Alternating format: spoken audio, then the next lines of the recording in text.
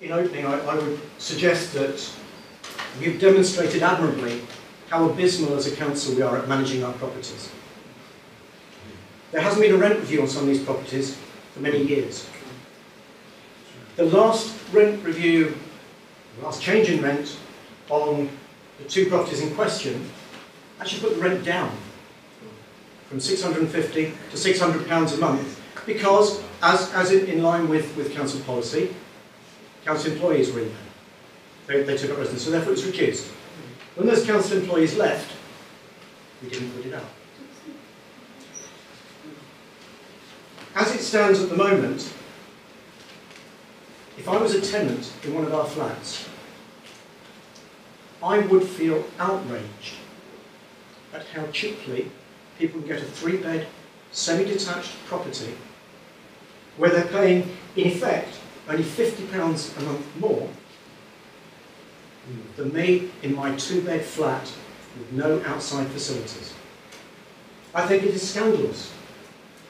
And if you want to turn it on its head, you could even argue, looking at the market rents, that the market rates, as we have been informed by Carter Jonas, having done an assessment of all our properties, those two properties, we are losing against the market value £3,600 per year per property. Where is our duty to the ratepayer? Where is our duty to getting best value?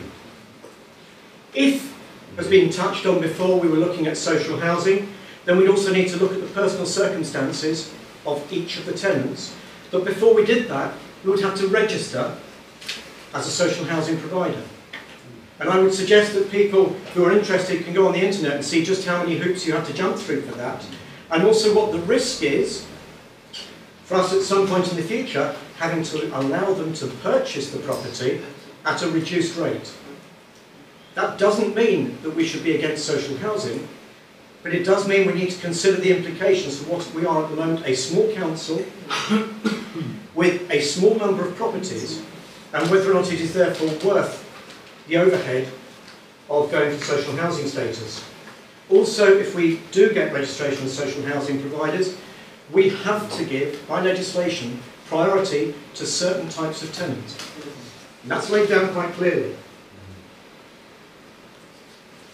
What we suggested at the property meeting was that actually we gave 12 months notice, which we are perfectly entitled to do legally, and those of us here who are landlords have already well aware of the situation. We are perfectly entitled to give 12 months notice of a significant rent increase, as long as we can justify it against the market rate. And indeed the tenants have the perfect right to appeal against the rate if they feel it is above local rates. I don't think 12 months is short notice.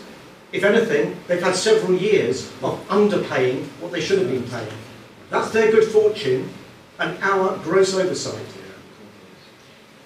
And I would suggest that we stand by the motion, which was at the time that we increase the others as recommended, and that we give 12 months notice to those two properties to bring it into line with the others. And before anybody runs away with percentages, we haven't actually agreed. It was decided there would be a working party set up as to what the percentage of the full market rate would be across the complete portfolio. So it won't necessarily be bringing it up by 50%, it will be under 50%, because it was never the intention, as I understand it, to bring it up to full market rate.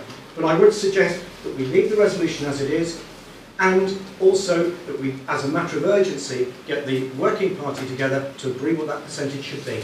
I second that. I second that proposal. There were just a couple of speakers who I would like.